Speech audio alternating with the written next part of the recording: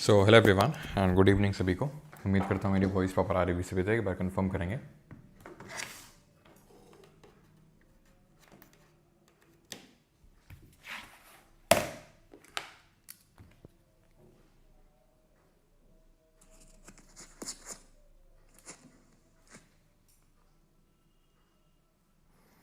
हाँ जी, सारी चीज़ें प्रॉपर हैं।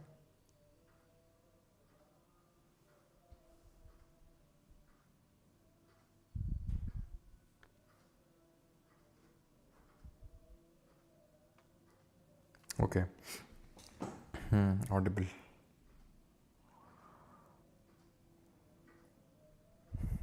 ठीक है, तो आज हम लोग स्टार्ट करेंगे पार्ट 5 दैट इज़ यूनियन का chapter number 4 and that is supreme court. ठीक है, हाई कोर्ट नहीं करेंगे आज, सिर्फ सुप्रीम कोर्ट करेंगे। ठीक है, एंड स्टार्ट करते हैं।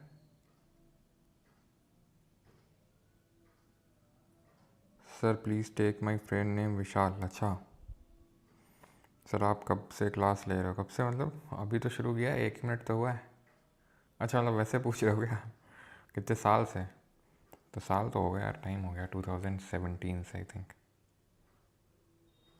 ओके चलो भाई, तो स्टार्ट करते हैं। ओके, सुप्रीम कोर्ट देखने वाले हैं, which is the union judiciary. Part 5 का chapter number 4 supreme court, article number 124 से लेकर कहाँ तक? 197 तक नहीं, 147 तक। ठीक है, 147 तक। Okay let us start. सबसे पहला हमारा आर्टिकल है 124 विच talks about the establishment and. और भाई यार थोड़ा सा ना अपनी हेल्थ वगैरह का ध्यान रखो, क्योंकि आजकल काफ़ी मौसम वगैरह चेंज हो रहा है। तो अच्छा विशाल है तो अच्छा तुम ही हो गया। ठीक है, तो थोड़ा सा हेल्थ वगैरह का अपनी ध्यान रखो, क्योंकि मौसम काफ़ी चेंज हो रहा है, तो काफ़ी इंपॉर्टेंट हो जाता है कि अपना ध्यान रखें। और ख़ासकर ये एसी वगैरह तो बिल्कुल मत चलाएं इस टाइम पे, क्योंकि मौसम चेंज हो रहा है, अगर चलाते हैं तो, है ना। चलो स्टार्ट करते हैं। Article 124 this talks about establishment constitution of the supreme court. तो पहला जो हमारा 124 का क्लॉज 1 है, that talks about there shall be a supreme court of India consisting of 1 chief justice of India CJI and not more than 7 other जजेस। यानी कि 1+7 ये कॉन्स्टिट्यूशन ने इनिशियली। अब थोड़ा सा यहाँ पे आ जाओ, ठीक है, गला जाम हो गया जो भी है। अच्छा AC नहीं है सर, कोई बात नहीं। वॉइस लो है, वॉइस का बड़ा दिक्कत रहता है। AC तो है ही नहीं, नहीं अगर है तो। और बाकी पंखा भी या कूलर जो भी चलाते हो तो मत चलाओ इस टाइम पे। मच्छर भगाने के लिए ऑल आउट लगा सकते हो, ठीक है, पंखा चलाने की ज़रूरत नहीं है, क्योंकि ठंडक ज़्यादा रहती है इसलिए। Alright, okay. अब यहाँ पे फोकस कर लेते हैं। So there shall be a supreme court of India consisting of 1 chief justice of India, not more than 7 other जजेस unless parliament increases the number by law. तो यहाँ से दो चीज़ें पता चल रही हैं, एंड दैट इज़ कि इनिशियली कॉन्स्टिट्यूशन ने ये स्ट्रेंथ प्रिस्क्राइब करी थी 1+7 की, यानी कि एक चीफ जस्टिस ऑफ इंडिया होगा और 7 बाकी के जजेस होंगे, unless parliament increases the number by law. और आज कितने हैं? 34 है, यानी 1+33, जिसमें एक CJI और 33 अदर जजेस हैं। ये 2019 में इंक्रीज़ करे गए थे, लास्ट टाइम बोल रहा हूँ मैं।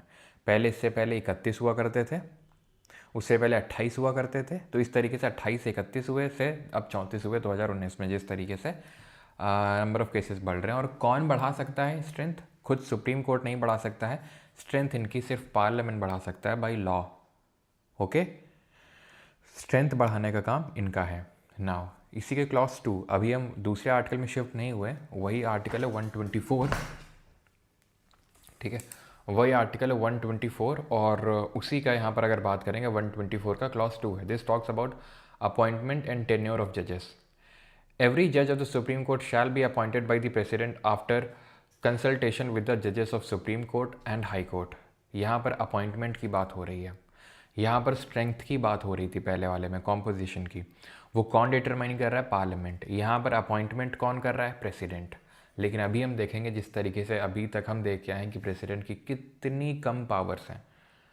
हर चीज़ में उसको किसी न किसी से एडवाइस लेनी होती है। जनरली तो काउंसिल ऑफ मिनिस्टर से एडवाइस लेता है, लेकिन जब डिस्क्वालिफिकेशन भी इवन करना होता है तो भी उसको इलेक्शन कमीशन ऑफ इंडिया की एडवाइस लेनी पड़ती है।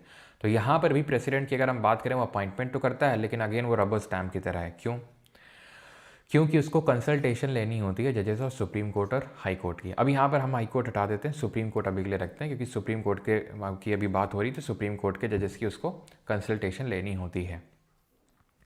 ठीक है, टेन्योर वगैरह भी नीचे मत देखो, अभी कंसल्टेशन पे फोकस करो। अब ये बात ये आती है कि ये जो कंसल्टेशन लेना है इसको सुप्रीम कोर्ट के जजेस से या फिर for that matter high court के जजेस से, क्या ये जो कंसल्टेशन है वो उस पर बाइंडिंग है या नहीं है।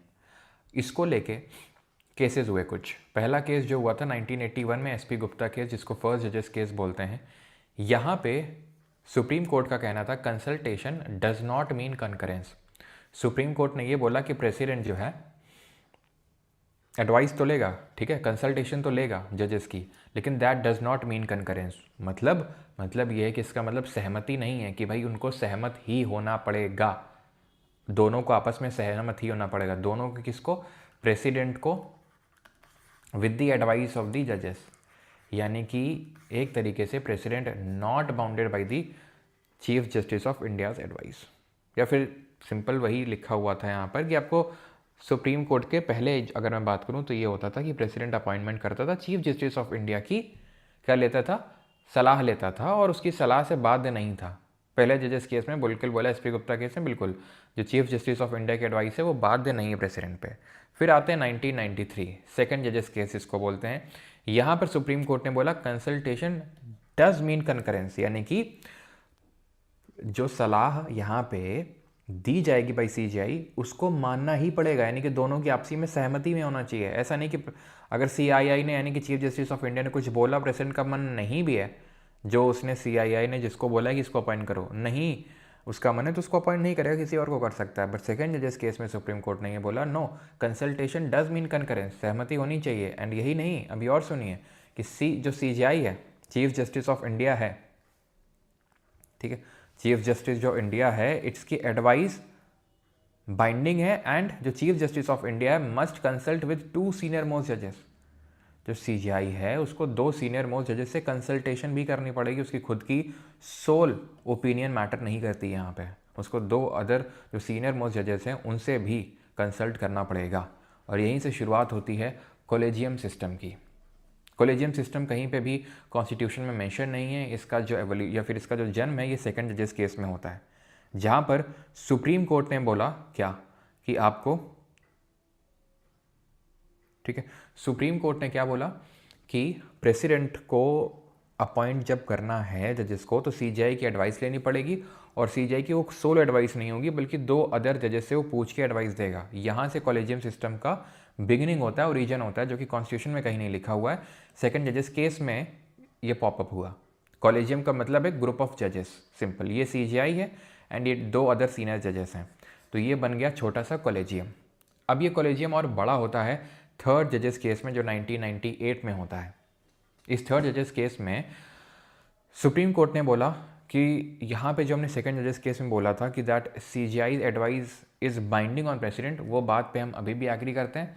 बस हम और क्या कर रहे हैं, हम कॉलेजियम को और बढ़ा रहे हैं। 2 सीनियर मोस्ट जजेस नहीं, अब 4 सीनियर मोस्ट जजेस से सीजीआई को कंसल्टेशन करनी पड़ेगी। तो सीजीआई प्लस 4 सीनियर मोस्ट जजेस, इनकी कंसल्टेशन सीजीआई को देनी होगी प्रेसिडेंट को, और प्रेसिडेंट को मानना होगा। इसीलिए आप समझ जाओ कि प्रेसिडेंट जो है उतना सिर्फ एक ठप्पा का काम करता है, बाकी उसका ज़्यादा कोई रोल नहीं है यहाँ पे भी। अब हुआ क्या, ये सब देखा, ये बैठे बैठे देख रहा था आपका पार्लियामेंट। अब पार्लियामेंट ने क्या किया, टांग अड़ाई। कैसे टांग अड़ाई? उसने 2014 में 99th अमेंडमेंट किया, ठीक है, जब बीजेपी की गवर्नमेंट आई तो 99th अमेंडमेंट हुआ और इसने कॉलेजियम सिस्टम को एबॉलिश कर दिया। जो कॉलेजियम सिस्टम था उसको एबॉलिश करके एक नई कमीशन को बिठाया, नेशनल जुडिशियल अपॉइंटमेंट कमीशन, जो पूरी तरीके से जजेस के अपॉइंटमेंट के लिए रिस्पॉन्सिबल होगी। अब इसमें दबदबा था किसका? दबदबा किसका था? इसमें दबदबा था एग्जीक्यूटिव का, इसमें दबदबा था लॉ मेकर्स का। और ये तो सुप्रीम कोर्ट बिल्कुल होने देना नहीं चाहता था कि भाई यहाँ पर एग्जीक्यूटिव या लेजिस्लेचर किसी भी तरह से लॉ मेकर्स घुसे। क्यों? क्योंकि ऑब्वियस सी बात है कि कोई भी अगर टांग अड़ाता है लॉ वगैरह में, जो भी लॉ बनते हैं, जो भी बिल पास होते हैं, कोई भी टांग अड़ाता है तो वो कौन है? It is judiciary. अब ऑब्वियस सी बात है कि टांग अगर अड़ाता है जुडिशरी, तो जुडिशरी में ऐसे ही लोगों की अपॉइंटमेंट होगी जो लॉ मेकर्स को फेवर करेंगे, जो उनको फ़ायदा पहुंचाएंगे। जैसे अभी आप देख लो लोकपाल वाला केस, जहां पर इन लोगों ने खुद को 7 BMW गिफ्ट कर दी। कहाँ से आई इतनी पावर खुद को गिफ्ट करने की? कहाँ से लाएंगे इतना पैसा? ऑब्वियस सी बात है सरकार का भी सपोर्ट है। क्यों? क्योंकि जो अभी करंट में लोकपाल हैं खानविलकार, उन्होंने गवर्नमेंट के फेवर में डिसीजन दिया था। अपना जो उनका आखिरी डिसीजन था that was respect to PMLA, that is prevention of money laundering act, और उसमें गवर्नमेंट को उन्होंने काफ़ी ज़्यादा ED को काफ़ी ज़्यादा पावर दे के गए थे, जिसका यूज़ किया गवर्नमेंट ने उसका यूज़ किया। तो ऑब्वियस से बात है उसका उन्हें आज फल मिल रहा है कि भाई आपने हमें फेवर किया, आपने हमारी पीठ खुजाई थी, हम आपकी खुजाएंगे। ठीक, तो ऑब्वियस अब तो ये तो हो गया पोस्ट रिटायरमेंट बेनिफिट। यहाँ पे आप देख लो कि अगर सीधे अगर ये घुस जाए, पार्लियामेंट घुस जाए इनकी अपॉइंटमेंट में, पार्लियामेंट बोल लो, एग्जीक्यूटिव बोल लो, ठीक है, उनका अगर यहाँ पे होने लगा तो क्या हाल होगा जुडिशरी का? मैं ये नहीं बोल रहा कि जुडिशरी एकदम क्लीन साफ है, पाक साफ है, कोई दिक्कत है ही नहीं।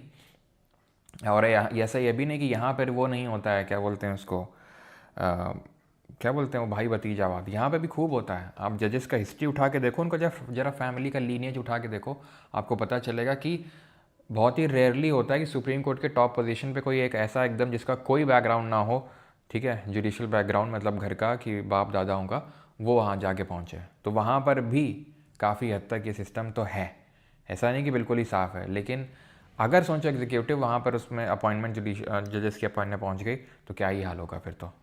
ठीक है, तो नो डाउट जुडिशरी में रिफॉर्म की ज़रूरत है, लेकिन वो खैर हमारा यहाँ पे डिबेट का टॉपिक नहीं है। तो ये 99th अमेंडमेंट ने जो कॉलेजियम को रिप्लेस करके NJAC को लाया, इसको पूरी तरीके से खारिज कर दिया गया 4th जजेस केस में। ठीक है ना, नेपोटिज्म, यस।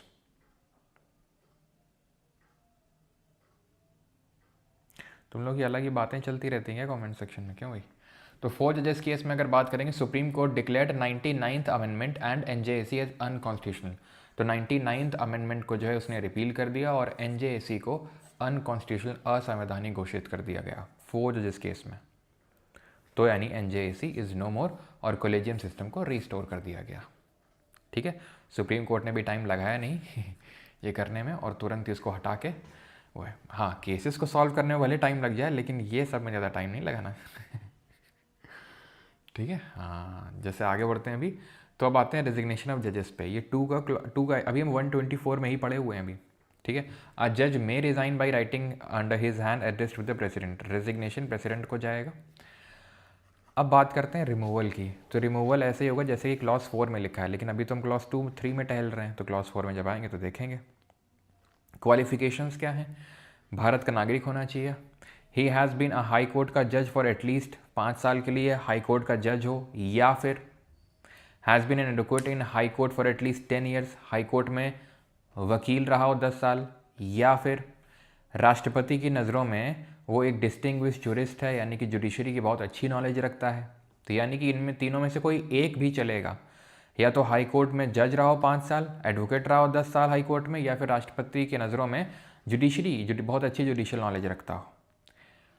आज तक सुप्रीम कोर्ट के इतिहास में किसी भी जज की इस बेसिस पे अपॉइंटमेंट नहीं हुई है कि वो कोई डिस्टिंग्विश जूरिस्ट था इसलिए प्रेसिडेंट ने उसको अपॉइंटमेंट कर दी।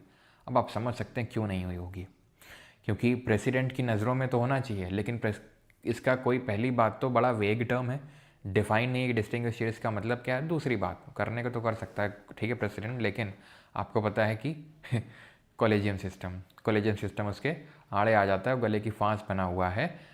ठीक है, किसके? एग्जीक्यूटिव। क्योंकि एग्जीक्यूटिव आप देखो तो हमेशा जुडिशरी को वो हिट करता रहता है इसी बात को लेके कि किसी भी दुनिया के किसी भी देश में ऐसा नहीं है कि वो मतलब जुडिशरी को अपॉइंट कर रही हो।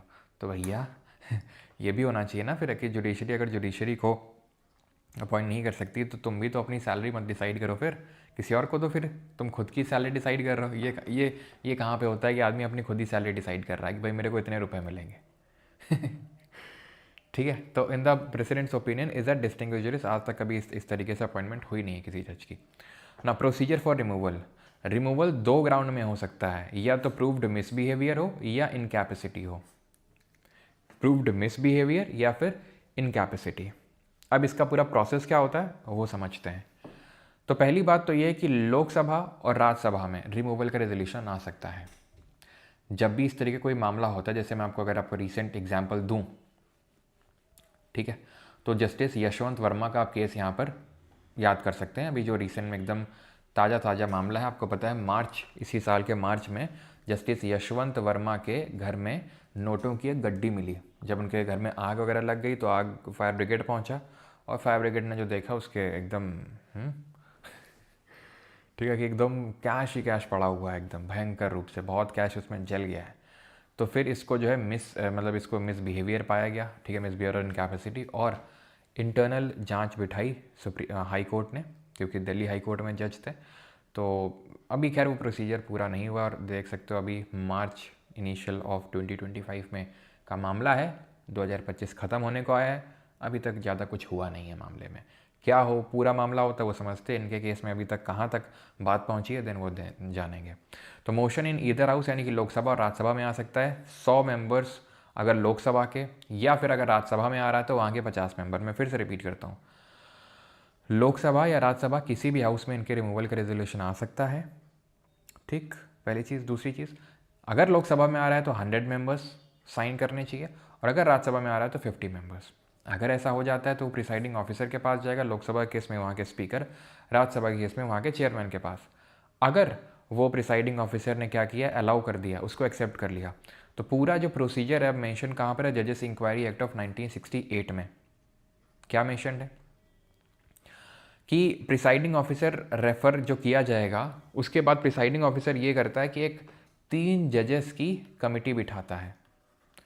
3 जजेस की यहाँ पर एक कमेटी को बिठाया जाता है, जिसमें कि आप ये समझ लो, पहले तो 3 जजेस की कमेटी में होता कौन है, 2 तो जैसे कि सुप्रीम कोर्ट के जजेस होंगे और एक कोई इस तरीके का जुरिस्ट होगा, ठीक है, जो मतलब ठीक है जुडिशरी की अच्छी खासी नॉलेज रखता हो। तो अगर इन्होंने बोल दिया, ठप्पा लगा दिया कि हाँ जो इन पे चार्जेस लगाए गए हैं जज पे प्रूव्ड मिसबिहेवियर या फिर इनकैपेसिटी के वो सही हैं, तो ऐसे केस में फिर लोकसभा और राज्यसभा को ये पूरी खुली छूट मिल जाती है कि अब वो रेजोल्यूशन को स्टार्ट मूव कर सकते हैं। अभी तो उन्होंने बस अपनी सहमति दिखाई थी कि हम चाहते हैं कि जज हटना चाहिए, ठीक है।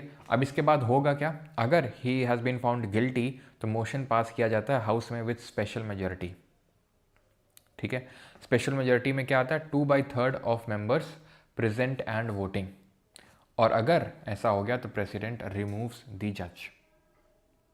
अब अगर यशवंत वर्मा जी के केस की बात करें तो जजेस की मतलब जो इन हाउस इंक्वायरी होती है, जो हाई कोर्ट की, जो उनकी खुद की कोर्ट की जुडिशरी ने खुद की अपनी एक कमेटी बिठाई थी और इसमें इनको गिल्टी पाया गया है, लेकिन अभी पार्लियामेंट में उतना ज़्यादा कुछ एक्टिविटी हुई नहीं है। एंड अच्छा आप मुझे बताओ, अगर हाउस प्रोरोग हो जाता है, ठीक है, तो क्या ये रिमूवल का रेजोल्यूशन ख़त्म हो जाता है या फिर नहीं होता है?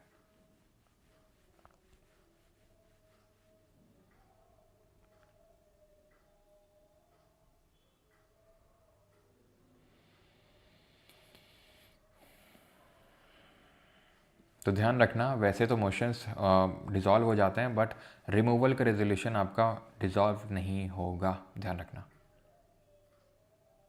ऑलराइट। रिमूवल का रेजोल्यूशन कभी भी डिज़ोल्व नहीं होगा, यानी कि आपका हाउस जैसे अभी मार्च के टाइम का एक केस है, जब पिछले वाले में मूव किया गया था, अभी विंटर सेशन आएगा, तो विंटर सेशन में भी लोग प्रोसीड कर सकते हैं चाहें तो, उसके लिए फ्रेश रेजोल्यूशन आने की ज़रूरत नहीं है। लेकिन जब भी लाएंगे तो स्पेशल मेजॉरिटी से पास करना। स्पेशल मेजॉरिटी आपको पता है तो total membership of each house, मतलब वही जो अमेंडमेंट पे हमने देखा था, total membership of each house plus 2/3 members present in voting, ठीक है।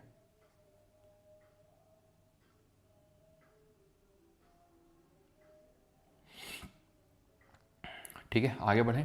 और प्रेसिडेंट हटाता है, लेकिन पूरा आप देखो तो पूरा प्रोसीजर कहाँ चलता है, पार्लियामेंट में चलता है, ठीक।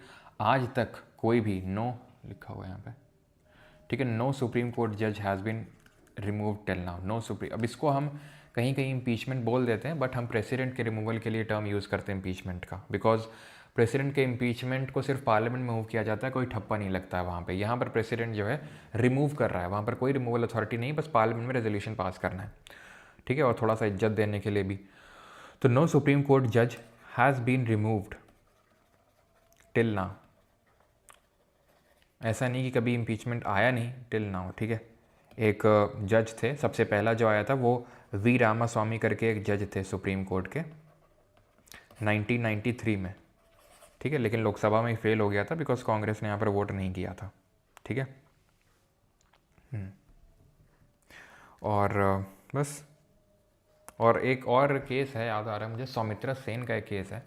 एक जज थे हाई कोर्ट के, सौमित्रा सेन, 2011 में इनका पूरा चला प्रोसेस, ठीक है। लोकसभा में पूरा पास हो गया। अब ये जान गए कि राज्यसभा से पास हो, इससे पहले ही इन्होंने रिज़ाइन दे दिया, ठीक है। तो पहले जज जो जिनके खिलाफ ये इम्पीचमेंट मोशन स्टार्ट हुआ था, रिमूवल का मोशन स्टार्ट हुआ था, वो वी रामास्वामी थे 1993 में। अभी भी हम अगले आर्टिकल में नहीं पहुंचे, वही है रेगुलेशन बाय पार्लियामेंट में make laws to regulate procedure for appointing the removal address, investigating and proof of misbehaviour in capacity. Parliament इसको लेकर लॉ बना सकता है बिकॉज जजेस इंक्वायरी एक्ट ऑफ 1968 में ही पूरा प्रोसीजर मेंशन्ड है। ओथ की अगर बात करें, एवरी सुप्रीम कोर्ट जज must take oath before the president और a person appointed by him. तो शपथ की अगर बात करेंगे तो राष्ट्रपति के सामने लेंगे। ओनली देन मे द जज enter office. Post retirement restriction की अगर बात करें तो यहाँ पे क्लॉज 7 है जो पोस्ट रिटायरमेंट रिस्ट्रिक्शन की बात करता है। नो फॉर्मर सुप्रीम कोर्ट जज शैल प्लीड और एक्ट इन एनी कोर्ट और before any authority with in India. एक बार आप सुप्रीम कोर्ट के जज हो लिए, देन उसके बाद रिटायर हो गया, आप कहीं पे भी सर्व नहीं कर सकते उसके बाद, ठीक है। कहीं पे भी आप जुडिशियल कैपेसिटी में दिख मत जाइयो। क्या सर कोई कॉन्स्टिट्यूशनल पोजीशन पे दिख सकते हैं? बिल्कुल बिल्कुल है। लोकपाल अभी जैसे मैंने आपको बताया करंट, या फिर जो पहले लोकपाल भी थे पिनाकी चंद्र घोष, ये सब सुप्रीम कोर्ट, वहाँ पे तो लिखा ही है कि जो लोकपाल का जो चेयरपर्सन होगा शुड बी या तो सीजेआई, रिटायर्ड सीजेआई, या फिर रिटायर्ड जज ऑफ सुप्रीम कोर्ट। वहाँ पे तो लिखा ही यही चीज़ हुआ है, ठीक है। तो ये चीज़ आपको ध्यान रखनी है, वहाँ पे तो लिखा ही हुआ। तो कुछ ऑफिसेज हैं जैसे चेयरपर्सन ऑफ एनएचआरसी, करंट में सुप्रीम कोर्ट के जज, ठीक है। तो एनएचआरसी का हो गया, या फिर आपके जो भी बाकी अदर कमीशंस हो गए, एससी वाले, एसटी वाले, या फिर आपके ओबीसी वाले, और लोकपाल हो गया, लॉ कमीशन हो गया, ठीक है। तो इन सब में जजेस की अपॉइंटमेंट हो सकती है। प्राइवेट प्रैक्टिस नहीं कर सकते हैं, ना ही जुडिशियल कैपेसिटी में कोई जैसे हाई कोर्ट में जज बन जाए फिर से, ऐसा कुछ नहीं कर सकते हैं। सो दैट कि ऐसा कोई डिसीजन ना दें जिससे कि इनको आगे बेनिफिट मिले, इसलिए ये चीज़ को रखा गया है, ठीक है। 125 इनके अब अगले आर्टिकल में आ गए, इनकी सैलरीज की बात करता है। सैलरी डिसाइड करता है पार्लियामेंट बाय लॉ, एंड इनकी सैलरी कहाँ पे लिखी हुई ज़रा बताइए? सैलरी इनकी सेकंड शेड्यूल में मेंशन्ड है। एंड कहाँ से इनकी सैलरी चार्ज होती है?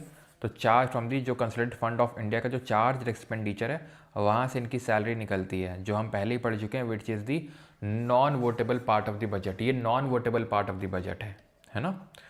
वोटिंग किस में होती है? जो एक्सपेंडिचर मेड फ्रॉम होता है, and that too only in the Lok Sabha. Salary इनकी होती कितनी है? तो सीजीआई की अगर बात करेंगे तो 2,80,000 होती है सैलरी, और अगर बाकी अदर जजेस की बात करेंगे तो 2.5 लाख होती है। 2,80,000 ही होती है प्राइम मिनिस्टर की। प्रेसिडेंट की होती है 5 लाख, वाइस प्रेसिडेंट की होती है 4 lakh. Appointment of acting CJI, when the office of the CJI is vacant और the CJI is unable to perform duties. यानी कि एक्टिंग का मतलब क्या? एक्टिंग CJI का मतलब एक्टिंग का मतलब ये है कि CJI की सीट वेकेंट हो गई है या फिर अपनी ड्यूटीज़ परफॉर्म नहीं कर पा रहा है क्योंकि वो एब्सेंट है। तो ऐसे केस में president may appoint one of the other जजेस of supreme court to act as CJI। तो प्रेसिडेंट बोल सकता है वन ऑफ द सीनियर जजेस कि आप एज अ CJI जो है परफॉर्म करो, अगर करंट CJI की कुछ तबीयत खराब हो गई या फिर उनकी सीट वेकेंट हो गई तो। ओके 127 अपॉइंटमेंट ऑफ एडहॉक जजेस। अब किस तरीके से आर्टिकल ऑर्डर में याद रखने हैं उसकी आप टेंशन मत लो, वो मैं आपको लास्ट में बता दूंगा कैसे याद करना है, ठीक है।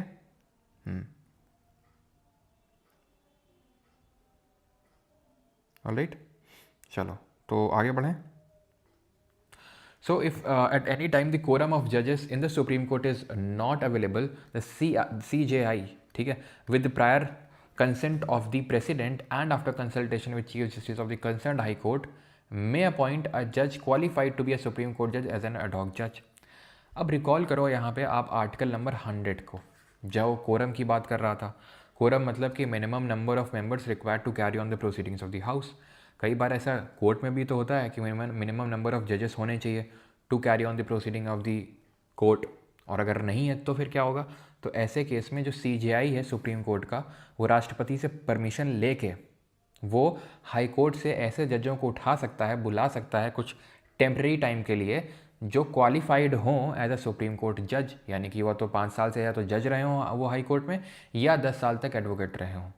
प्लस अगर किसी जज को वहाँ से उठा रहे हैं तो अब वैसे बात है वहाँ के भी चीफ जस्टिस की परमिशन लेनी पड़ेगी। इट इज़ लाइक कि अगर आप किसी दूसरी क्लास के स्टूडेंट को अपनी क्लास में ला रहे हैं तो वहाँ के जो क्लास टीचर है वहाँ से आपको परमिशन लेनी पड़ेगी, सिंपल ऐसे, ठीक है। तो वो है 128 पे आते हैं, अटेंडेंस ऑफ रिटायर्ड जजेस at sitting of the supreme court. CJI may at any time with the prior consent of president request any retired judge of the Supreme Court to sit and act as a judge of the Supreme Court. Now, अभी हमने पीछे ही देखा था 124 का clause 7 था, sorry 124 का clause 7 था, जिसमें हमने देखा था कि वो फिर से रीअपॉइंट नहीं हो सकते उस पोस्ट पे, they can not act in judicial capacity. लेकिन ये एक एक्सेप्शन है जो 128 में है कि कभी अगर CJI को ऐसा लगता है कि कोई पर्टिकुलर केस में किसी एक रिटायर्ड जज, कोई रिटायर्ड जज है जो कोई बहुत ही अच्छा इनपुट दे सकता है किसी केस में, तो उसको बुलाया जा सकता है। Let's say for example AMU वाला जो केस है, अलीगढ़ मुस्लिम यूनिवर्सिटी, तो मैंने आपको बताया था अभी तक क्लियर कट नहीं है कि उसको माइनॉरिटी का स्टेटस, माइनॉरिटी इंस्टीट्यूशन है नहीं है। वो बात अलग है कि अभी जो पिछले जो CJI थे DY चंद्रचूड़, वो इसको लेके डिसीजन दे के गए थे कि कौन सा इंस्टीट्यूशन माइनॉरिटी होगा कौन नहीं होगा। अब उनको इस अगर मान लो आगे कुछ इस तरीके की बात आती है AMU को देना है नहीं देना, तो हो सकता है उनको बुला लिया जाएगी, भाई प्लीज़ आप अपने इस पर इनपुट्स दो।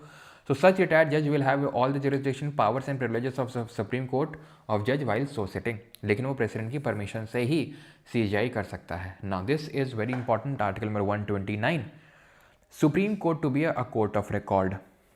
दो मतलब हैं इसके, इस पर्टिकुलर आर्टिकल में दो चीज़ें हैं। पहला, it shall have all the parts of a court of record, मतलब जो भी इसके द्वारा डिसीजंस दिए जाएंगे, सुप्रीम कोर्ट के द्वारा जो भी ऑर्डर पास किए जाएंगे, जो भी डिसीजंस दिए जाएंगे, shall be put to record, यानी उनको एज अ रिकॉर्ड मेंटेन किया जाएगा और आगे के केसेस में उनको रेफ़र भी किया जाएगा, आगे के केसेस में उनको रेफ़र किया जाएगा, इसीलिए उनको एज अ रिकॉर्ड मेंटेन करना ज़रूरी है। कोई मान लो किसी चीज़ में कुछ भी होता है तो सुप्रीम कोर्ट बोलता है ना कि इस केस में हमने ये बोला था, उस केस में हमने ये बोला था, तो इसलिए उनको रिकॉर्ड के तौर पे मेंटेन करना भी तो ज़रूरी है कि सुप्रीम कोर्ट ने किस केस में क्या बोला था। और दूसरा जो इम्पॉर्टेंट चीज़ है वो ये है, including the power to punish for the contempt of itself, यानी कि कोर्ट अपने कंटेम्प्ट के लिए किसी को पनिश कर सकता है। कंटेम्प्ट का मतलब होता है कोर्ट के डिसीजन की अवहेलना करना, उसका मजाक उड़ाना, उसका खंडन करना, उसकी बेइज्जती करना, उसको पूरा जो है निराधार की तरह उसको पेश करना। जैसे मैं आपको एग्जांपल देता हूँ, एग्जांपल तो आप रिसेंट भी आप देख सकते हो, जिस तरीके से जो ये क्या नाम है, विकास दिव्य कीर्ति जो हैं, विकास दिव्य कीर्ति सर, तो उन्होंने कुछ तो जोधपुर हाई कोर्ट मतलब कोर्ट को लेके बोला था, है ना, कोर्ट में जजेस को लेके बोला था अपॉइंटमेंट को लेकर, तो जो जोधपुर हाई कोर्ट है राजस्थान की, उन्होंने बुला लिया था विकास दिव्य कीर्ति सर को कि आइए ज़रा, आप ऐसा कैसे बोल सकते हैं कोर्ट के बारे में, ठीक है।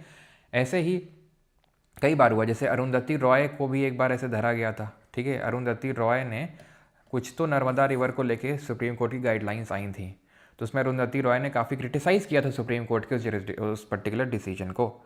अरुंधति रॉय को बुला के 2011 का मामला है शायद, हाँ 2011 का ही शायद, तो अरुंधति रॉय को बुला के 2000 रुपये का तगड़ा फाइन लगाया और 1 दिन का जेल कारावास में रखा इनको, जो कोर्ट की खुद की होती है।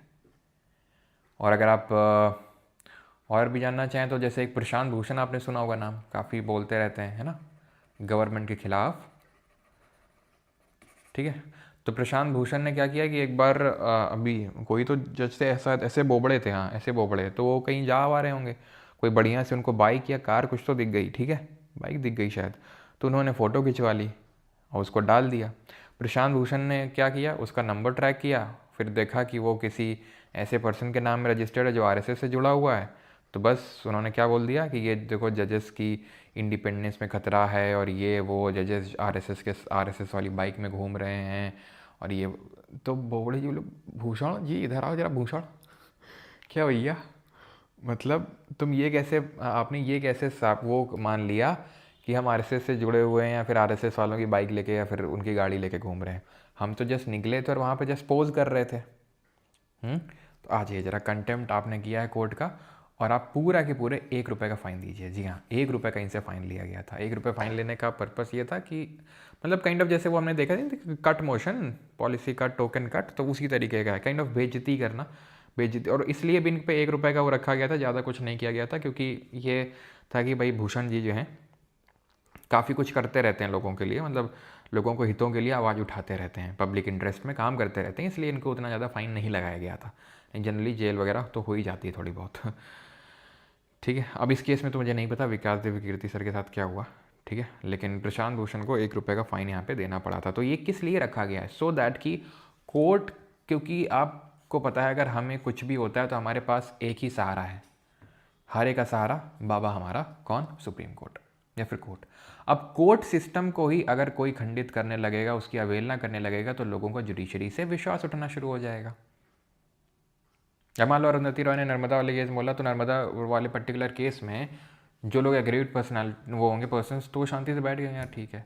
अब मतलब इन्होंने क्या किया, भड़का दिया कि सुप्रीम कोर्ट का हम नहीं मानते हैं ये वो, तो इससे क्या है, अराजकता बढ़ने के चांस रहते हैं और फिर लोगों का जुडिशियल सिस्टम से फेथ खत्म होने के चांस रहते हैं। तो वो फेथ स्टोर्ड रहे, ठीक है, वो फेथ स्टोर्ड रहे, इसलिए ऐसे चीज़ को रखा गया है। ठीक है, क्लियर है यहाँ तक? आगे बढ़े, देन आते हैं 130 पे। 130 talks about the seat of supreme Court. Supreme court shell sit in Delhi. तो दिल्ली में सुप्रीम कोर्ट की सीट होगी, पहली चीज़, यानी कि सुप्रीम कोर्ट अभी दिल्ली में ही है। और अगर कहीं और सीट बनानी है सुप्रीम कोर्ट की, तो और in such other places as chief justice of India में with the approval of president appoint from time to time. यानी कि अगर कहीं और सुप्रीम कोर्ट की सीट डिक्लेयर करनी है तो वो CJI कर सकता है, लेकिन प्रेसिडेंट से पूछ के। कैसे? Thakur,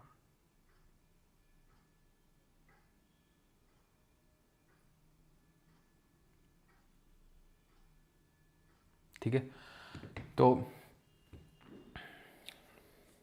sorry, with the approval of president कहाँ पे था हमें, ओके ठीक है। तो CJI जो है chief justice of India, president से पूछे किसी भी जगह को सुप्रीम कोर्ट की सीट डिक्लेयर कर सकता है। अभी दिल्ली में है। अब आप देखो, साउथ इंडिया वालों को भी दिल्ली आने पड़ता है, नॉर्थ ईस्ट वालों को भी दिल्ली आना पड़ता है। तो अगर ऐसा लगे कि यार ठीक है यहाँ पर भी बेंच बना देते हैं, ठीक है, कि अगर आपको सुप्रीम कोर्ट से कोई जुड़ा मसला हो तो आप यहाँ पर मान लो कि मद्रास में बना दी तो मद्रास जा सकते हो, या फिर गुवाहाटी में बना दी तो आप गुवाहाटी भी जा सकते हो। लेकिन अभी तो एज ऑफ नाउ सिर्फ दिल्ली में ही है।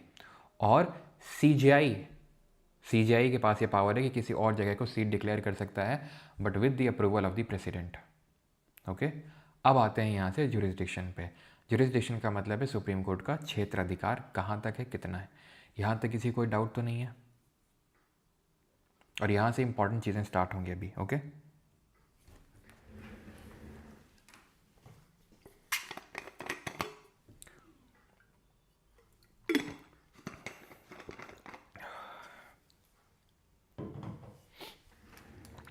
तो जुरिस्डिक्शन पे आते हैं। 131 original jurisdiction of the supreme Court. Supreme court has original jurisdiction in disputes. देखो, ओरिजिनल जब भी लिखा हो तो ओरिजिनल का मतलब ये होता है कि डायरेक्टली आप उस पर्टिकुलर कोर्ट में जा सकते हो, and not necessarily by way of appeal. जैसे कि जनरली हमें ऑर्डर फॉलो करना होता है कि भाई आप पहले अपने डिस्ट्रिक्ट कोर्ट में जाओ, वहाँ से न्याय ना मिले तो देन अपने हाई कोर्ट पे जाओ, वहाँ से न्याय ना मिले तो आप सुप्रीम कोर्ट पे जाओ। बट यहाँ पे क्या है, यहाँ पर आप ओरिजिनल की जब बात आती है तो आप डायरेक्टली उस कोर्ट में जा सकते हो। तो सुप्रीम कोर्ट का ओरिजिनल जुरिस्डिक्शन अगर बात करें, it is in the disputes between the government of India and one और मोर स्टेट्स। ठीक है, अगर भारत सरकार या किसी राज्य सरकार के बीच में डिस्प्यूट है, या फिर भारत सरकार और कुछ राज्य की सरकारें एक साइड में हैं और दूसरे साइड में कुछ और राज्य की सरकारें, जैसे मान लेते हैं सेंटर, उत्तर प्रदेश की गवर्नमेंट, मध्य प्रदेश की गवर्नमेंट, ये सब एक साइड है बीजेपी वाली, और दूसरे साइड है मान लेते हैं कर्नाटक की, तमिलनाडु की, केरला की, ये सब गवर्नमेंट एक साइड है। ठीक है, तो वो वाला डिस्प्यूट हो गया। या फिर सेंटर का कोई लेना देना नहीं है, दो या दो से ज़्यादा राज्य आपस में लड़ गए, उस केस में भी सुप्रीम कोर्ट के पास ये लोग डायरेक्टली जा सकते हैं। और यही नहीं, सिर्फ सुप्रीम कोर्ट जा सकते हैं। व्हेन आई से कि डायरेक्टली सुप्रीम कोर्ट जा सकते हैं मतलब ओरिजिनल, और सिर्फ सुप्रीम कोर्ट जा सकते हैं मतलब एक्सक्लूसिव। यानी कि सुप्रीम कोर्ट का original jurisdiction under article number 131 is also of exclusive nature, यानी कि सिर्फ सुप्रीम कोर्ट ही इन सरकारों की लड़ाई को सुलझा सकता है। एक्सेप्शंस क्या हैं, अपवाद क्या हैं? अगर कोई प्री कॉन्स्टिट्यूशन ट्रीटी हो रखी है, संविधान से पहले कोई ट्रीटी हो रखी है, उसको लेके कोई मसला है तो सुप्रीम कोर्ट के ओरिजिनल एक्सक्लूसिव जुरिसडिक्शन में नहीं आएगा। कोई वाटर डिस्प्यूट है तो इसको लेके सुप्रीम कोर्ट का कहना अलग से आप ट्रिब्यूनल बनाइए, हम नहीं देखेंगे। ये कोई फाइनेंस कमीशन को लेके मैटर है, हम नहीं देखेंगे, आपका मसला है, आप अपने हिसाब से इसको सुलझाइए। तो ये 3 इंपॉर्टेंट चीज़ें आपको ध्यान रखनी है। अब अगर आपको याद हो तो मैंने आर्टिकल नंबर 32 में भी आपको बताया था, जहाँ पर रेट जुरिसडिक्शन है कि आप डायरेक्टली सुप्रीम कोर्ट जा सकते हैं, राइट? तो क्या वो ओरिजिनल और एक्सक्लूसिव हुआ? वो ओरिजिनल तो हुआ बट एक्सक्लूसिव नहीं हुआ। क्यों नहीं हुआ ज़रा बताइए कमेंट में, क्यों एक्सक्लूसिव नहीं है वो? 132 पे आते हैं। 132, 133, 134 ये अगले 3 आर्टिकल एपिलेट जुरिसडिक्शन के बारे में बात करते हैं। एपिलेट जुरिसडिक्शन का मतलब होता है अपीलीय क्षेत्राधिकार। अपीलीय क्षेत्राधिकार का मतलब होता है कि आप डायरेक्टली कोर्ट में नहीं जा सकते हैं, सुप्रीम कोर्ट में आपको अपील के थ्रू जाना होगा। और कहाँ से अपील के थ्रू? हाई कोर्ट से। ऐसा नहीं कि आप सीधा छलांग मार दें डिस्ट्रिक्ट कोर्ट से सीधे हाई कोर्ट में, सॉरी सुप्रीम कोर्ट में। कुछ एक्सेप्शनल केसेस होते हैं, वो भी मैं आपको बताऊंगा, लेकिन आपको ये ऑर्डर फॉलो करना होता है। So appeal lies to the supreme Court from any judgment, decree और final order of a high Court in civil, criminal और अदर प्रोसीडिंग। ठीक है। Condition, the High Court must certify under article number 134A that the case involves a substantial question of law as to the interpretation of the constitution. High Court को certify करना होगा, एक certificate देना होगा कि इसमें कॉन्स्टिट्यूशन का interpretation required है तगड़ा वाला, और हम चाहते हैं कि सुप्रीम कोर्ट इसका इंटरप्रिटेशन करे। ये आप जब लेके जाएंगे सुप्रीम कोर्ट, तब सुप्रीम कोर्ट ये मसला देखेगा, अगर कोई कॉन्स्टिट्यूशन का इंटरप्रिटेशन वाला मसला है तो। ओके। 133 सिविल अपील्स और 134 क्रिमिनल अपील्स, यानी कि मैरिज, डाइवोर्स, टैक्स, इन सब को लेके कोई सिविल केस आप हाई कोर्ट में देख रहे थे, लड़ रहे थे, हाई कोर्ट से आपको न्याय नहीं मिला तो हाई कोर्ट से आपने सर्टिफाई करवाया, सर्टिफिकेट लिया, देन सुप्रीम कोर्ट में गए। सेम क्रिमिनल अपील्स, यानी क्रिमिनल मैटर में आपने मर्डर, रेप, ठीक है, या फिर चोरी, डकैती, ये सब जो है क्रिमिनल केसेस में आते हैं। और इसमें अगर आपको लगता है कि नहीं मुझे न्याय नहीं मिला हाई कोर्ट में, तो इस केस में भी आप जा सकते हैं सुप्रीम कोर्ट में यूजिंग आर्टिकल नंबर 134। ठीक। अब मैं 135 पढ़ाने से पहले आपको 136 बताना चाहता हूँ, स्पेशल लीव टू अपील। यहाँ पे भी आप अपील कर सकते हैं, बट ये अपीलेट जुरिसडिक्शन में नहीं आता, इसको अलग से रखा गया है क्योंकि ये स्पेशल लीव है। यहाँ पे आप हाई कोर्ट से डायरेक्ट सुप्रीम कोर्ट या फिर ये भी एक वन ऑफ दी जो फ्यू एक्सेप्शनल केसेस है जहाँ पर आप डिस्ट्रिक्ट कोर्ट से डायरेक्टली सुप्रीम कोर्ट में जा सकते हैं बाय वे ऑफ अपील, और ये स्पेशल लीव अपील है जहाँ पे आपने कोई सर्टिफिकेट नहीं लिया है कोर्ट से, हाई कोर्ट से, या फिर for that matter district court से भी है। वैसे तो आपको डिस्ट्रिक्ट के बाद तो हाई कोर्ट जाना है, लेकिन ये वाला है जहाँ पर आप डायरेक्टली जा सकते हो। अगर ऐसा लगता है कि यार ये बहुत तुरंत इस मसले को देखा जाना चाहिए हमारे साथ या फिर किसी के साथ, तो बड़ा न्याय हो रहा है और डायरेक्टली सुप्रीम कोर्ट को इसमें इंटरवीन करने की ज़रूरत है, तो ऐसी आपको लीव फाइल करनी पड़ेगी, स्पेशल लीव सुप्रीम कोर्ट में। पता है डेली हजारों स्पेशल लीव फाइल होती हैं, और बहुत ही रेयर होता है कि उनमें से एक भी पिक करी जाए। तो इक्का दुक्का ही मुश्किल से हो पाती हैं, वो भी हफ्ते में। तो ये हाल है। ठीक है। तो क्यों? क्योंकि ये आपका मैटर ऑफ राइट नहीं है, अधिकार नहीं है। It is up to supreme court, अगर उसको लगता है कि यार हाँ ये it involves substantial matter of question, मतलब इसमें हमारा लेना देना है थोड़ा सा, इसमें देखना होगा कायदे से, तो वहाँ पे उसको सुप्रीम कोर्ट उठा सकता है। इट इज़ लाइक कि पर्चियाँ आई सुप्रीम कोर्ट के पास, सुप्रीम कोर्ट ने जल्दी जल्दी देखा, हाँ ठीक है ये ठीक लग रहा है, लाओ इसको, इस तरीके से। आपका मैटर ऑफ राइट नहीं है ये। ओके। और यहाँ पे जो मैंने क्वेश्चन पूछा था कि क्यों वो 32 के तहत ये एक्सक्लूसिव नहीं है, बिकॉज हाई कोर्ट भी रिट इशू कर सकता है, इसलिए सिर्फ एक्सक्लूसिव मतलब सिर्फ लिमिटेड नहीं है सुप्रीम कोर्ट तक। अब आ जाते हैं 135 जो हमने स्किप किया, federal court jurisdiction. The supreme court में exercise powers of the federal court under existing law. Federal court मतलब जो इंडिपेंडेंस से पहले जो सुप्रीम कोर्ट की तरह जो फेडरल कोर्ट हुआ करती थी, उसकी सारी पावर्स सुप्रीम कोर्ट के पास आ जाएंगी, ऐसा 135 में लिखा हुआ है। 137 talks about the review of judgments. Supreme court has power to review any judgment और ऑर्डर मेड बाय इट, यानी सुप्रीम कोर्ट किसी भी जजमेंट को या ऑर्डर को रिव्यू करने की पावर रखता है, यानी वो अपने खुद के ऑर्डर को जो उसने पहले दिया है सुप्रीम कोर्ट, किसी के भी ऑर्डर को रिव्यू कर सकता है, जजमेंट को रिव्यू कर सकता है, और इसको बोलते हैं जुडिशियल रिव्यू, जिसको कि हमने यूएस के कॉन्स्टिट्यूशन से बोरो किया है। देन आते हैं 138 में, विच talks about the enlargement of jurisdiction. ठीक है। This talks about the enlargement of jurisdiction, यानी कि जुरिस्डिक्शन का एनलार्जमेंट की बात कर रहा है। ये पार्लियामेंट कर सकता है by law. Okay, supreme Court का जो भी क्षेत्राधिकार है वो बढ़ाने का काम देश की संसद कर सकती है कानून बना के। ठीक, अब यहीं पे मैं तुम्हें आर्टिकल 140 बताना चाहूँगा, या फिर क्यों बताऊँ मैं, पहले तुम खुद डाउट हो आना चाहिए ना तुम्हें। 139 पे आते हैं, ठीक है, 138 तक देख लिया। 139 रेट जुरिस्डिक्शन की बात करता है। Supreme court can issue directions, orders और writs including habeas corpus, mandamus, prohibition, quo and certiorari for purposes other than those article 32 clause 2। अब ये आर्टिकल नंबर 32 से अलग कैसे है? अलग ऐसे है, वहाँ पे रिट्स के बारे में लिखा हुआ है, यहाँ पे ये लिखा हुआ है कि पार्लियामेंट किसी और पर्पस से रिट इशू करने की पावर दे सकता है सुप्रीम कोर्ट को, जो अभी सिर्फ हाई कोर्ट के पास है। याद है आपको, हमने पढ़ा था आर्टिकल नंबर 226 के तहत जो हाई कोर्ट का रिट जुरिस्डिक्शन है वो वाइडर है as compare to supreme Court का writ jurisdiction under article number 32। Reason being कि Supreme court can issue writ only for the enforcement of fundamental rights, but High Court can issue writ not only for the enforcement of fundamental right but also for the other rights or legal rights। तो अभी अगर किसी और right या legal right के matter में writ issue करने की पावर देनी है सुप्रीम कोर्ट को तो पार्लियामेंट दे सकता है, पहला। दूसरा ये है कि अगर, ठीक है, अगर, चलो वो तो छोड़ ही दो, वो तो हम पहले वहाँ पे मतलब बता चुका हूँ 32 में कि पार्लियामेंट और सुप्रीम कोर्ट और हाई कोर्ट के अलावा भी किसी कोर्ट को पावर देनी है रिट इशू करने की तो वो भी पार्लियामेंट ही कर सकता है। तो यहाँ पर क्या है कि किसी अदर पर्पज़ के लिए भी रिट इशू करने की पावर दे सकता है कौन? Parliament. Transfer of certain cases, supreme court can transfer cases from one high court to another high court to avoid duplication और फॉर जस्टिस। एक हाई कोर्ट से दूसरे हाई कोर्ट में मैटर को, किसी पर्टिकुलर केस को ट्रांसफर करने की पावर कौन रखता है? सुप्रीम कोर्ट रखता है। 139 का क्लॉज ए है। 140 पे आते हैं, which talks about the ancillary power, जिसको हिंदी में सहकारी शक्तियाँ बोलते हैं। Parliament may confer auxiliary powers to help supreme court perform its functions effectively. अब अगर तुम्हारे मन में ये डाउट नहीं आया है कि हाउ 140 इज डिफरेंट फ्रॉम 138, तो या तो आपको पक्का वो पता है कि क्या डिफरेंस है, या फिर आप सो रहे हैं, दोनों में से एक है। यहाँ पर मैंने क्या बताया था? एनलार्जमेंट ऑफ जुरिस्डिक्शन है सुप्रीम कोर्ट का, कौन कर सकता है? Parliament by law.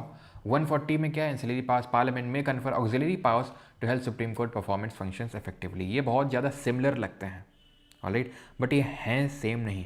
सिमिलर तो है लेकिन सेम नहीं है। कैसे सेम नहीं है? वहाँ पर हम एनलार्जमेंट की बात करें जुरिस्डिक्शन की, सुप्रीम कोर्ट का दायरा ये है, हम ये कर देंगे। यहाँ पर हम दायरा नहीं बढ़ा रहे हैं, वही दायरा है, लेकिन कुछ हो सकता है लूप होल्स हों जिसकी वजह से सुप्रीम कोर्ट अपनी परफॉर्मेंस ना दे पा रहा हो, या फिर ढंग से काम ना कर पा रहा हो, या फिर काम में कुछ हर्डल्स आ रहे हो, तो उन हर्डल्स को रिमूव करने का पावर भी पार्लियामेंट के पास है under article number 140, so that it can perform its functions effectively. यानी यहाँ जुरिस्डिक्शन एनलार्ज नहीं हो रहा है, यहाँ पर एग्जिस्टिंग जुरिस्डिक्शन को स्ट्रेंथन किया जा रहा है, right. 141 binding nature of supreme court judgment, ठीक है, इसको मैं याद ऐसे रखते हैं कि 1 और 1 ने बाइंड कर रखा है दोनों ओर से 4 को, तो बाइंड 141 में binding nature of supreme court judgment है। इसका मतलब ये law declared by supreme court shall be binding on all courts within the India. भारत में जितनी भी कोर्ट्स हैं, जितनी भी हाई कोर्ट्स हैं, जितनी भी डिस्ट्रिक्ट कोर्ट हैं, सेशन कोर्ट हैं, जितनी भी ट्रिब्यूनल्स हैं, सब पे सुप्रीम कोर्ट का ये बाइंडिंग होगा डिसीजन, एक्सेप्ट डिफेंस ट्रिब्यूनल्स। जो डिफेंस वाली हैं बस उनको छोड़ के सब में ये बाइंडिंग है, ये चीज़ आपको ध्यान रखना है, ओके, ऑलराइट। 142 में अगर बात करें एनफोर्समेंट ऑफ डिक्री और complete justice, Supreme court can pass any order और decree to do complete justice, ठीक है। यानी कि अभी इसका मैंने जिक्र कल भी हम लोग कर ही रहे थे कि किसी भी मैटर में कंप्लीट पूर्ण न्याय देने के लिए सुप्रीम कोर्ट कोई भी ऑर्डर पास कर सकता है, जैसे कि जो हम अभी कल डिस्कस कर रहे थे तमिलनाडु की जो गवर्नमेंट थी वर्सेस गवर्नर वाले केस में क्या हुआ था कि सुप्रीम कोर्ट ने क्या किया, जो पेंडिंग 10 बिल थे उनको सीधा पास कर दिया उसने, जो उसका काम नहीं था उसने कंप्लीट जस्टिस इस मैटर में देने के लिए अपना क्या काम किया, लेजिस्लेचर वाला काम कर डाला, यानी कि उसने बिल को पास कर दिया। ये एक नहीं, मल्टीपल इंस्टेंसेस में होता है। रिसेंट में अभी एक मुझे केस याद है, उसमें कोई तो लड़की थी, she was 40% I think visually impaired, और राजस्थान जुडिशियल सर्विसेज का एग्ज़ाम दिया था, कुछ तो रिजर्वेशन का कुछ लफड़ा फंस रहा था तो उसको हटा दिया गया। सुप्रीम कोर्ट ने इस मैटर में क्या, कंप्लीट जस्टिस देने के लिए उसमें तुरंत इंटरवीन किया और उसको लिए बोला कि उसके लिए या तो एग्जिस्टिंग सीट में उसके लिए सीट बनाई जाए, अलग से उसके लिए एक सीट क्रिएट की जाए। तो वो पर्टिकुलर कोई इंसान गया नहीं। कई बार होता है ना कि जैसे तमिलनाडु गवर्नमेंट ने अप्रोच किया सुप्रीम कोर्ट को, या फिर हो सकता है उस लड़की ने अप्रोच किया सुप्रीम कोर्ट को, और सुप्रीम कोर्ट ने उस मैटर में कंप्लीट जस्टिस देने के लिए अपना जुरिस्डिक्शन से थोड़ा सा बाहर निकला, अपने पैर फैलाए, क्योंकि सीट इंक्रीज़ करो, बोला कि सीट इंक्रीज़ करो, उस लड़की को जगह दो। ठीक है, तो ये काम सुप्रीम कोर्ट का तो नहीं है कि वो सीट इंक्रीज़ करे या फिर बिल्स को पास करे, लेकिन वो कंप्लीट जस्टिस देने के लिए किसी मैटर में, जैसे कि भोपाल गैस ट्रेजेडी में क्या हुआ कि भाई अगर उसको लगा कि भाई यहाँ पर जो गवर्नमेंट है वो ढंग का मुआवजा नहीं दे रही है, तो उसने बोला कि भाई मुआवजा कायदे का दो और ऐसे इन लोगों को पनिश करो। तो इस तरीके से भी कंप्लीट जस्टिस देने के लिए सुप्रीम कोर्ट फ्रंट फुट पे आ सकता है। ज़रूरी नहीं है कि कोई अप्रोच करे सुप्रीम कोर्ट तभी वो जागेगा। सुओ मोटो कॉग्निजेंस, यानी अपने आप से, सुओ मोटो का मतलब है अपने आप से भी वो उस मैटर में कॉग्निजेंस लेके कंप्लीट जस्टिस दे सकता है। और यहीं पर जुडिशियल ओवर रीच का कॉन्सेप्ट आता है कि जुडिशरी अपने दायरे को छोड़ के लेजिस्लेचर एग्जीक्यूटिव के दायरे में जा रही है। इसको ऑफन क्रिटिसाइज भी किया जाता है। ओके, चलो, जुडिशियल इवेजन क्या होता है? When supreme court avoids making a decision. ठीक है, जब किसी मैटर में डिसीजन ना ले, कई बार सुप्रीम कोर्ट अपनी चुप्पी साध लेता है, तो उसको बोलते हैं। अब इसी वाले केस में, ठीक है, दैट इज़ जो तमिलनाडु गवर्नमेंट वाला केस हुआ था, कल भी मैंने आपको बताया था कि क्या हुआ था। जब 10 बिल को पास कर दिया गया तो प्रेसिडेंट जो द्रौपदी मुर्मू थी, उन्होंने क्या किया, she approached to supreme court asking 14 questions using her powers under article number 143, which talks about the advisory jurisdiction, सलाहकारी क्षेत्राधिकार, जिसके तहत प्रेसिडेंट सुप्रीम कोर्ट जा सकता है इन दो सिचुएशंस में सुप्रीम कोर्ट की एडवाइस लेने। If the matter is related to the pre constitution treaty और if it is of general public importance. ठीक है, अगर प्री कॉन्स्टिट्यूशन ट्रीटी कोई मसला है या फिर जनरल पब्लिक इंपॉर्टेंस का है, इसमें supreme court is bound to give the opinion. Supreme court को सलाह देनी ही पड़ेगी। यहाँ पर सुप्रीम कोर्ट बाउंडेड नहीं है। और दोनों केसेस में जो भी एडवाइस मिलेगी, advice given to president is not binding on president. ठीक है, बाइंडिंग नहीं है प्रेसिडेंट पे वो। देन 144 में क्या लिखा हुआ? Civil and judicial authorities to aid supreme court. All civil and judicial authorities in India must act in aid of the supreme court. जितनी भी सिविल जुडिशियल अथॉरिटीज़ हैं, यानी जितने भी हाई कोर्ट हैं, जितने भी डिस्ट्रिक्ट कोर्ट्स हैं और जितने भी ट्रिब्यूनल्स हैं, सबको सुप्रीम कोर्ट ने अगर कुछ बोला है करने को, यानी कि भाई ने बोला करने का, तो मतलब करने का, ऐसा टाइप है।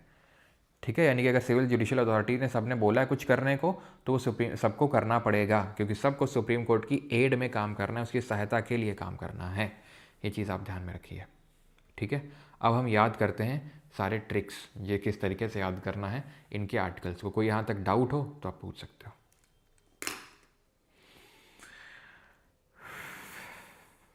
यस, बिल्कुल आनंद, बिल्कुल सही आपने बताया। ये जो हमने एडवाइजरी जुडिशन लिया, ये कनाडा के कॉन्स्टिट्यूशन से लिया गया। ठीक है, borrowed from the constitution of Canada.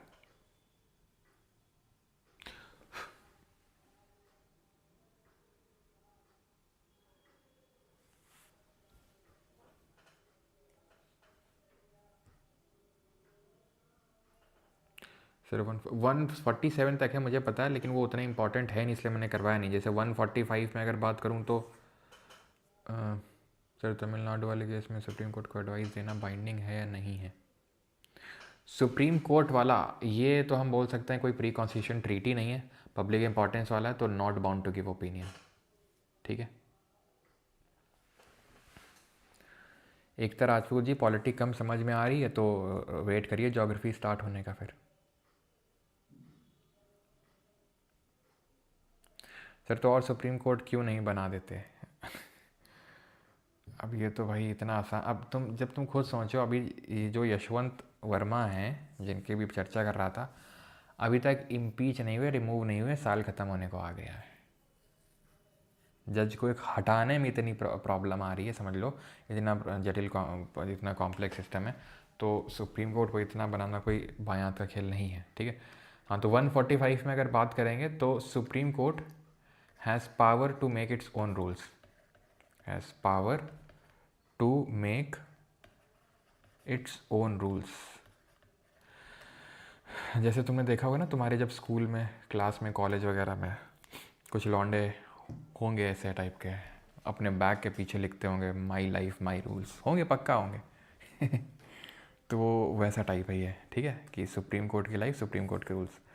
146 officers of supreme court, not that much important officers of supreme court.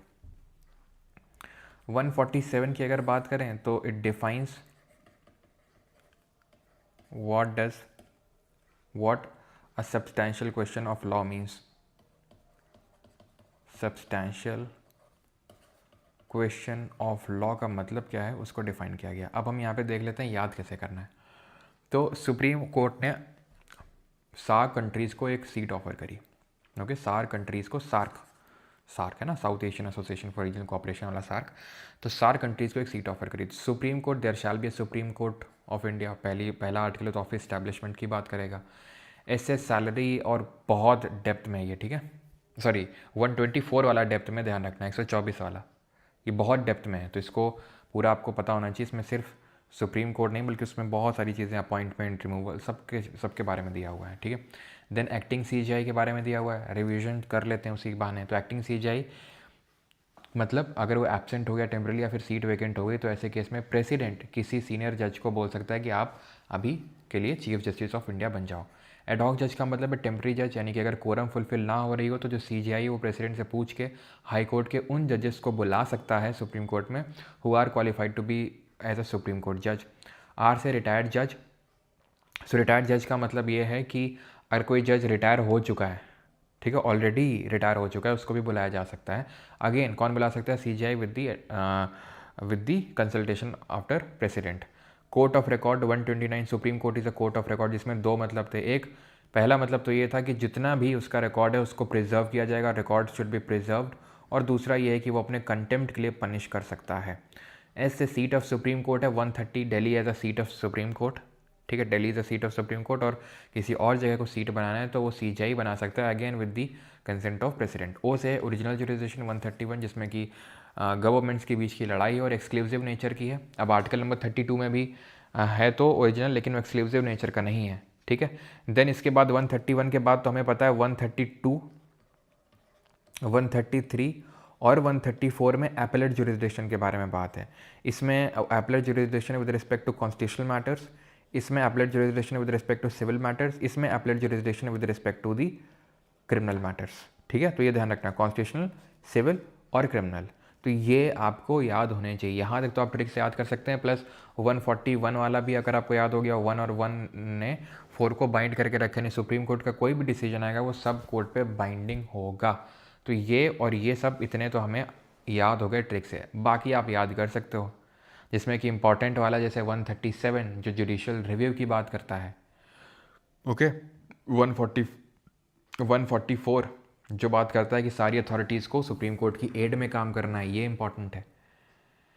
142 complete justice, 143 advisory jurisdiction, तो ये सब इंपॉर्टेंट है, ओके। तो बाकी तो आपको खुद से याद करना है। 134 तक तो हमने याद कर ही लिया। 135 फेडरल कोर्ट है, 136 स्पेशल लीव है, 137 जुडिशियल रिव्यू है, 138 जुरिसडिक्शन के एनलार्जमेंट की बात है, 139 रिट जुरिसडिक्शन, 140 जुडिशियल जो जुरिसडिक्शन को उसके एनलार्जमेंट नहीं उसके स्ट्रेंथनिंग की बात हो रही है, एंसिलरी पावर्स। 141 तो याद हो ही गया। 142 किसी भी मैटर, अब इसको ना 142 143 तुम तमिलनाडु वाला जो केस है उससे डायरेक्टली रिलेट करके याद कर सकते हो, ठीक है। कि आपको याद है कि पहले तो सुप्रीम कोर्ट ने कंप्लीट जस्टिस दिया उस मैटर में, देन अगले तुरंत ही उसके बाद प्रेसिडेंट द्रौपदी मुर्मू ने क्वेश्चन पूछ लिए, मतलब एडवाइजरी जुरिसडिक्शन। तो 142 कंप्लीट जस्टिस, 143 एडवाइजरी जुरिसडिक्शन, 144 सारे कोर्ट को एड में एक्ट करना है, ठीक है।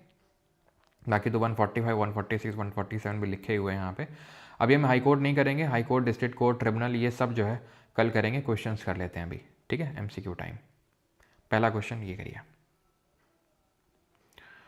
और बायोलॉजी कैसी चल रही है आप लोगों की?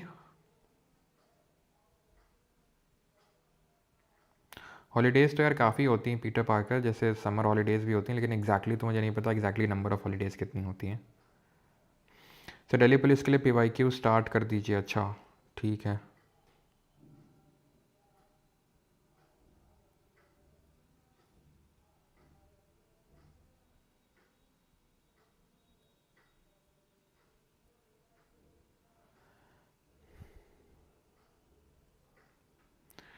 बहुत बढ़िया सर, अच्छा सर, कल लेक्चर है बायो का सर। अच्छा, कल फिनिश होगी, ओके, बहुत बढ़िया, ख़त्म ऑलमोस्ट बायो कंप्लीट होने वाली सर। अच्छा, चलो, तो under article 129 144 of the constitution of India supreme court has been vested with the power to punish for the contempt of court. No, 129 में ही तो बताया था, 144 में तो ये था, जितनी भी जुडिशियल और सिविल अथॉरिटीज़ है उनको एज एन एड के तौर पे एक्ट करना है, ठीक है, alright. So yes, and law declared by supreme court is binding on all courts with in territory of India, यही है 144, सॉरी, यस, ठीक है, सॉरी 141, ये तो इसमें बाइंडिंग की बात है, तो 141, 144 तो बात कर रहा है आपको असिस्ट करना है जितनी भी अथॉरिटीज़ उनको, सुप्रीम कोर्ट में रिफ्यूज़ टू, बिल्कुल 143 में हमें पता है कि सुप्रीम कोर्ट को एडवाइस देनी है, लेकिन प्री कॉन्स्टिट्यूशन मैटर में मैंडेटरी है, मैटर ऑफ पब्लिक इंपॉर्टेंस वाले में मैंडेटरी नहीं है, एंड जो भी एडवाइस मिलेगी वो प्रेसिडेंट पे बाइंडिंग नहीं है, okay. Supreme court has been vested with advisory jurisdiction, yes, under article number 143। ये भी नहीं करना, हाई कोर्ट वाला है, ये वाला क्वेश्चन करिए, third number, who can be appointed as a जज of supreme Court, Supreme Court का जज किसको अपॉइंट किया जा सकता है?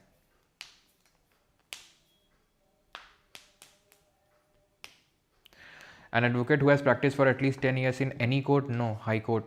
A judge of High Court for at least 3 years? No. 5 years. A distinguished jurist in the opinion of President of India? Yes. ठीक है, चलो, इसके बाद कौन सा सब्जेक्ट होगा? बायोलॉजी हो, सॉरी मैं अपना बता रहा हूँ, तो उसका वो होगा, क्या बोलते हैं, ज्योग्राफी, सॉरी ज्योग्राफी नहीं होगा, ज्योग्राफी तो नहीं होगा, कुछ तो होगा, आपको पहले शेड्यूल मिल चुका है ना जो लोग बैच में, क्या होगा, शायद तो इकोनॉमिक्स होगा या हिस्ट्री होगा, इकोनॉमिक्स या हिस्ट्री में कोई एक होगा। Which of the following is correct in respect of the appointment of district जजेस? They are appointed by the chief justice of the concern High Court, sorry अभी पढ़ाया नहीं है, जज of the supreme Court is not correct. जज के बारे में कौन सा सही नहीं है, पढ़िए और बताइए, CAPF 2023।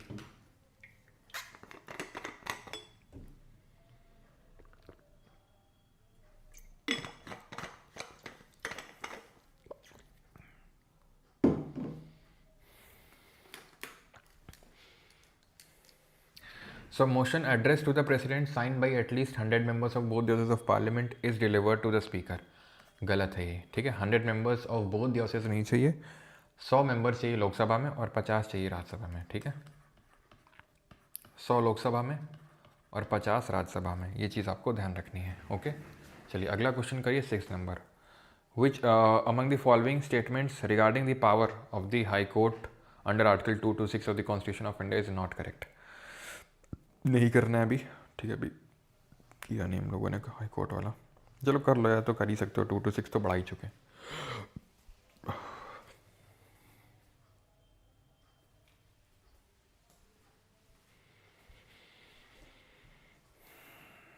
It can issue writs of habeas corpus mandamus que warrant of cessation and prohibition. Writs can be issued to enforce any rights conferred by Part 3 and for any other purpose. Yes, 2 to 6 में तो हमें पता है, wide as compared to Article 32. This power can derogate the power conferred on the Supreme Court under Article number 32. No, derogate का मतलब है diminish, ठीक है, सुप्रीम कोर्ट अगर इसको यूज़ कर रहा है हाई कोर्ट 226 का रेट को इशू करने का, तो ये ऐसा नहीं कि डिमिनिश कर देगा सुप्रीम कोर्ट की पावर को अंडर आर्टिकल नंबर 32, ओके।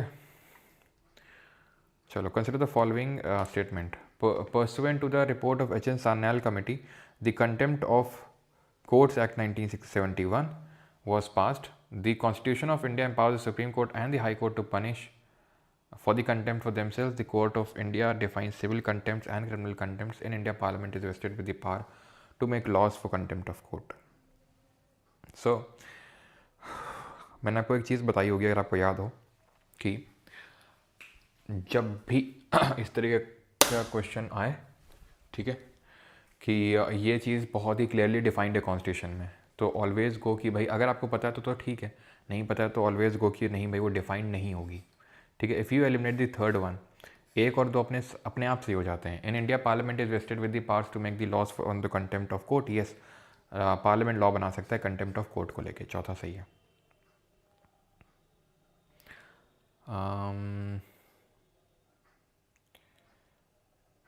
ठीक है, करो, इसको भी करो, question number 8। This talks about government law officers and legal firms are recognized as advocates, but corporate lawyers and patent attorneys are excluded from recognition as advocates. Bar councils have the power to lay down the rules relating to legal education and recognition of law colleges.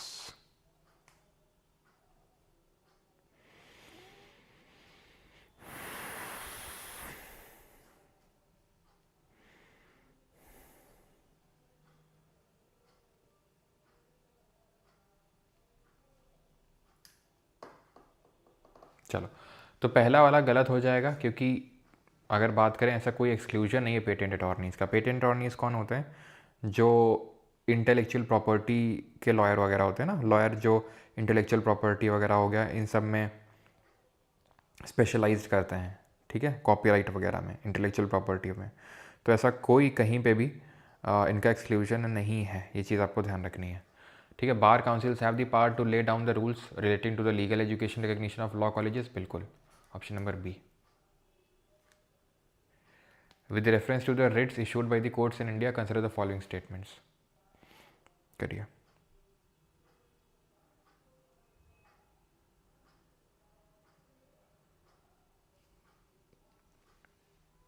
Okay.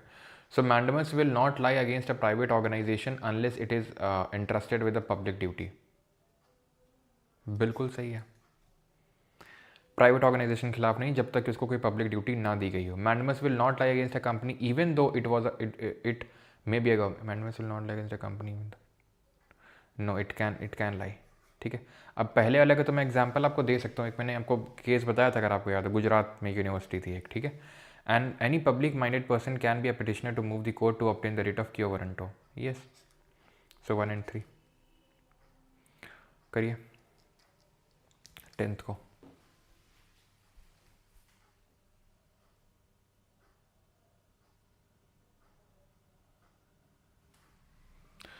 So any retired judge of the Supreme Court of India can be called back to sit and act as a Supreme Court judge by the Chief Justice of India with prior permission of the President of India, yes, ठीक है। Supreme court ने SAARC countries को एक seat offer करी, हाँ, supreme court, salary, then acting CJI, ad hoc judge, retired, right?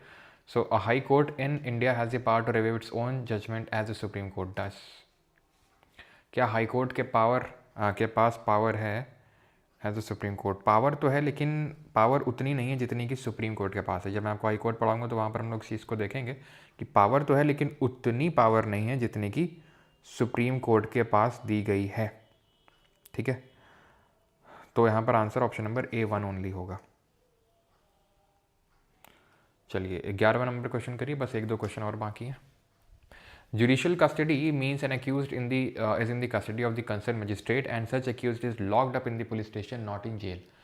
जो judicial custody में है वो ऑब्वियस सी बात है, जुडिशल कस्टडी में तो जेल में होगा, ठीक है। अच्छा लिखा है नॉट इन जेल, तो गलत हो जाएगा भाई। अगर पुलिस स्टेशन में लॉक्ड अप है तो उसको पुलिस कस्टडी बोलते हैं। जुडिशल कस्टडी का मतलब होता है जेल। पुलिस थाने में नहीं बंद होता, वो फिर जेल में बंद होता है वो जुडिशल कस्टडी में। और जेल में अगर पुलिस ऑफिसर को जाना है, उस केस को लेके कोई मसला है, तो बिना कोर्ट के अप्रूवल के उससे इंट्रोगेशन नहीं कर सकता है उस पर्टिकुलर आदमी से, क्योंकि वो आपके पुलिस लॉकअप में नहीं है, वो जेल में है। तो बिना कोर्ट की परमिशन के ये जो पुलिस है वो नहीं जा सकती। तो इस हाँ सही है, तो फिर 2 तो सही है ना, दूसरा सही है, तो answer option number B answer होगा 2 ओनली, ठीक है। नहीं करना है अभी। Which of the following does not fall under the jurisdiction of the apex court of India? apex court मतलब सुप्रीम कोर्ट। तो सुप्रीम कोर्ट के jurisdiction में क्या नहीं आता है? ओरिजिनल jurisdiction आता है 131, appellate jurisdiction 132, 133, 134, advisory jurisdiction 143, collegiate करके कोई jurisdiction नहीं है। एंड यहाँ पर we have done with the today's lecture। Batch खरीद लो guys, ठीक है। तो यहाँ पे लेक्चर होता है हमारा ख़त्म। अब बाकी जिसको पता है आपको क्या मैं बोलूँगा, जिसको अगर वीडियो चाहिए लेक्चर का, ठीक है, नोट्स चाहिए, PDF चाहिए, क्विजेस चाहिए, टेलीग्राम प्राइवेट का एक्सेस चाहिए, तो आप ले सकते हैं from the batch. Alright, okay, thank you everyone. 130 seat से एसोसिएटेड है, 137 जुडिशियल रिव्यू से एसोसिएटेड है। दूर दूर तक कोई आपस में लेना देना नहीं है। जुडिशियल रिव्यू का मतलब अपने जजमेंट जो पहले दिए हैं उनको रिव्यू करने की पावर है उसके पास। 130 का सीट से लेना देना है।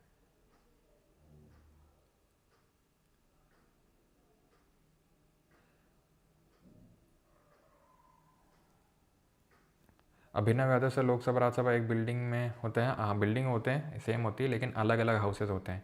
जॉइंट सीटिंग में एक ही हाउस में बैठते हैं। सर चैट लॉक है आपसे? अच्छा, कौन सी चैट लॉक है? विजिबल और नॉट? यस, विजिबल हो आप। Okay. Anju Chaudhary sir, today's class is my first class, is very interesting, thank you. Okay.